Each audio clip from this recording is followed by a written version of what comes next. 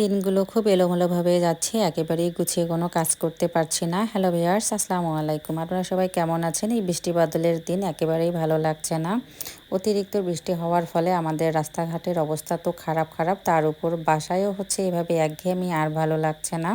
তো আজকে সকালবেলা ভাবলাম যে হচ্ছে একটু রুটি বানিয়ে খাবো। তাই হচ্ছে তো রুটি বানাতে বসে পড়লাম। তো আজকে পাতিলের মধ্যে আমি আটাটা কওয়া করেছি। তো দেখেন কত সুন্দর সফট হয়েছে আটাটা। এর আগে কিন্তু আমি কড়াইয়ে করতাম, তো তত বেশি ভালো হয়নি। আজকেরটা কিন্তু অনেক সুন্দর হয়েছে। এজন্য খুব ঝটপট আমার রুটি বানানোটাও হয়ে গেল। নিমেষেই দেখেন কতগুলো রুটি বানিয়ে ফেললাম। আর এদিকে নানি আম্মা কিন্তু রুটিগুলো সেঁকে দিচ্ছে। তো গতকালকের একটু মাংস তরকারি ছিল, সেটাই গরম করে তো সকালবেলা হচ্ছে সবাই আমরা একসঙ্গে বসে নাস্তা করে নিলাম। তো আমার নানি আম্মা বলছে আজকে যেহেতু একটু ঠান্ডা আবহাওয়া আছে, আলুর ডালের সঙ্গে একটু কচু পাতা ভর্তা হলে ভালোই হবে। তো আলুর ডাল আজকে আমি শোল মাছ দিয়ে রান্না করব। ওইদিকে আলু সিদ্ধ বসিয়ে দিয়ে এই তো একটু কচু পাতা তুলতে চলে আসলাম। তো এক ভাবিকে বললাম, উনি আবার হচ্ছে কচু পাতা কিন্তু তুলে দিল। আর এদিকে দেখেন এই রোদ এই বৃষ্টি হচ্ছে, আর আমার হচ্ছে বড় ভাবি কিন্তু ধান শুকাতে দিয়েছে। ধানগুলো সিদ্ধ করে পড়েছে অনেক বিপদে।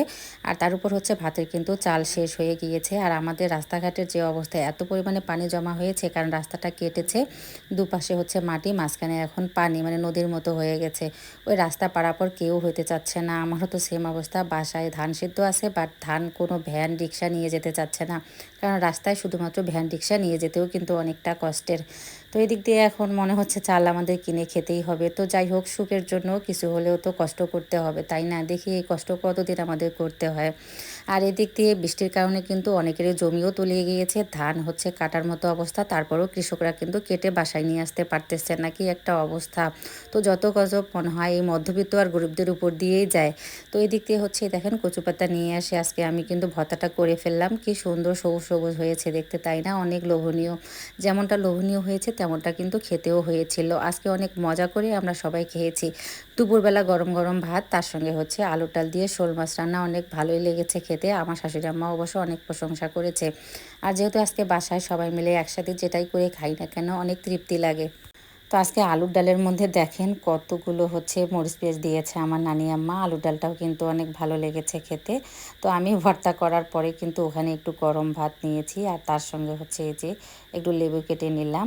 তো পিসনির মধ্যে যে ভর্তাগুলো লেগেছিল ওখানেই হচ্ছে আমি একটু খেয়ে নিলাম, অনেক ভালো লেগেছে খেতে। আলহামদুলিল্লাহ, আরও কয়েকদিন এরকম আকাশটা থাকবে। যারা বলতে পারেন অবশ্যই একটু বলবেন। আর বৃষ্টি কিন্তু একেবারেই ভালো লাগছে না। আর বৃষ্টির মধ্যে ভিজে হচ্ছে এপার ওপার গিয়ে রান্নাবান্না করা অনেকটাই বিরক্ত লাগতেছে। তো এদিক দিয়ে কচু পাতা ভর্তা হয়ে গেল, তার সঙ্গে হচ্ছে আলুর ডাল দিয়ে শোল মাছ রান্নাও হয়ে গেল। কে আছেন শোল মাছ আলুর ডাল দিয়ে খেতে পছন্দ করেন অবশ্যই জানাবেন, আমাদের কিন্তু খেতে ভালোই লাগে। আর এই তো বিকালবেলার দিকে হচ্ছে একটু সেমাই রান্না করে দিলাম সবাইকে, চা বানিয়ে খেলাম। ভিডিওটা এখানে শেষ করলাম। সবাই ভালো থাকবেন, সুস্থ থাকবেন। ভালো লেগে থাকলে ফলো দিয়ে পাশে থাকবেন।